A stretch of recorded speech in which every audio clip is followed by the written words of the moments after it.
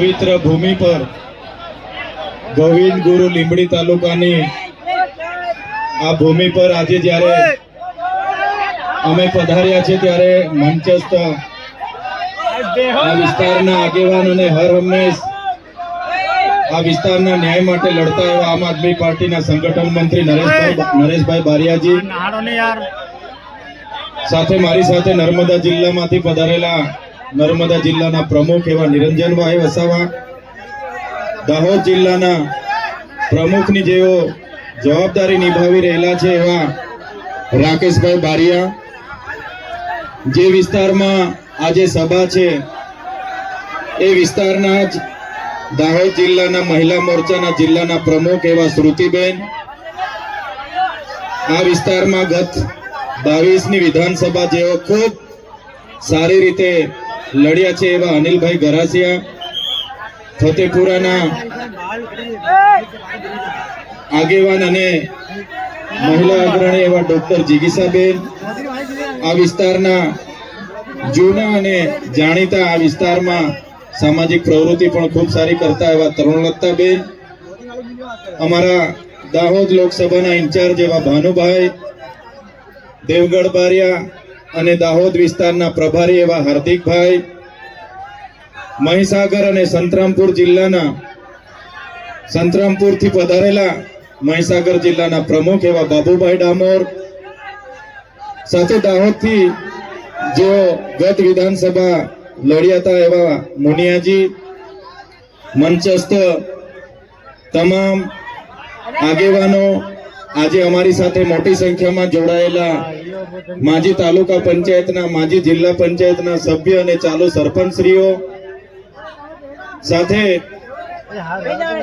અહીં પૂરી વ્યવસ્થા જળવાય એના માટે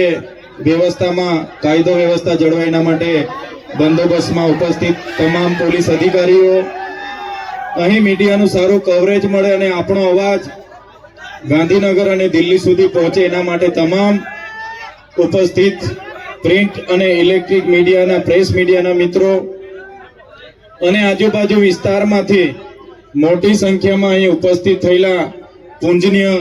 વડીલો, આગેવાનો, યુવાનો, માતા બહેનો અને ભૂલકાઓ સૌને મારા જોહાર નમન કરું છું.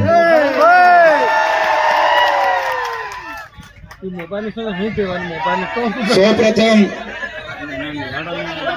હું માફી માંગુ છું, અમને ત્યાંથી પધારતા રસ્તામાં ગામડાના લોકો રોડ પર આવીને આરતી અને સ્વાગત કરવા માટે અમને ઉભા રાખતા આવ્યા એટલે અમે ખૂબ મોડા પહોંચ્યા છે. પણ અહીં આવીને અમે જોયું તો દાહોદના વડીલો, દાહોદના યુવાનો અને માતા બહેનોમાં જે જુસ્સો છે, જે ભાવ છે અમારા માટે, આ તમારો ભાવ, આ તમારી લાગણી, આ તમારો પ્રેમ અમને અવારનવાર આ વિસ્તારમાં ખેંચી લાવે છે. અને આજે અમે આવીને જોયું, વરસાદ છે છતાંય, વ્યવસ્થા નથી છતાંય હજારોની મેદની અહીંયા આવીને ઉપસ્થિત થયેલી છે. બધાને મેં બે હાથ જોડીને નમન કરું છું, વંદન કરું છું. દાહોદની પ્રજા એટલે આખા રાજ્યમાં, આખા દેશમાં દાહોદનું નામ આવે એટલે જે ઇમારતો છે, એ ચાહે વિધાનસભાની ઇમારત હોય, એ ચાહે સચિવાલયની ઇમારત હોય, એ ચાહે હાઈકોર્ટની ઇમારત હોય, જે પણ ઇમારતો, જે પણ ભવનો, જે પણ આવાસો, જે પણ આજે વિકાસના નામે ગુજરાતમાં બન્યા છે, એના પાયામાં દાહોદના લોકોનો પરસેવો છે અને એ દાહોદના લોકોને મારે સંબોધન કરવાનું છે. ત્યારે મને આનંદ થાય છે કે એ દાહોદની પ્રજાની વચ્ચે છું, જેમની આજે સંઘર્ષની વાતો થાય છે, સાહસની વાતો થાય છે અને દાહોદની પ્રજાની મહેનતની વાતો થાય છે. ત્યારે આ ગુજરાતના વિકાસમાં પાયામાં દાહોદની પ્રજાનો પરસેવો છે, એટલા માટે આજે ગુજરાત વિકાસની પંથે આગળ વધી રહ્યું છે. આઝાદીના 78 વર્ષ થઈ ગયા. આજે અઠવાડિયા પહેલા દિવાળી પહેલા ગુજરાતની સરકારે વિકાસ સપ્તાહ માટે ગામડે ગામડે રથ લઈને એમના ધારાસભ્ય અને સાંસદ સભ્ય પહોંચતા હતા, ફરતા હતા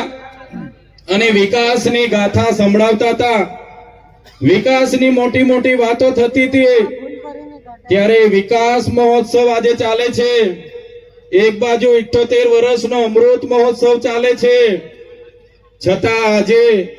એ દાહોદ જિલ્લો હોય કે નર્મદા જિલ્લો હોય, આજે ગુજરાતના અને દેશના અતિ પછાત જિલ્લામાં દાહોદ અને નર્મદા જિલ્લાનું નામ આવે છે. આઝાદીના 78 વર્ષ થઈ ગયા. અમારા દાહોદના લોકોએ આ દેશની આ ગુજરાતની ઇમારતોમાં પરસેવો પાડ્યો છે. એ જ પ્રકારે નર્મદાના, છોટાઉદેપુરના, મધ્યપ્રદેશના, મહારાષ્ટ્રના લોકોએ નર્મદા ડેમમાં પોતાની જમીનો આપી દીધી. આ વિસ્તારમાં નવા પ્રોજેક્ટો આવે એટલે જમીનો લઈ લેવામાં આવે. કોરિડોરના નામે, સ્ટેચ્યુના નામે, જીએમડીસી ના નામે, જીઆઈડીસી ના નામે, વિકાસના નામે જ્યારે પણ આ વિસ્તારમાં પ્રોજેક્ટો આવે છે ત્યારે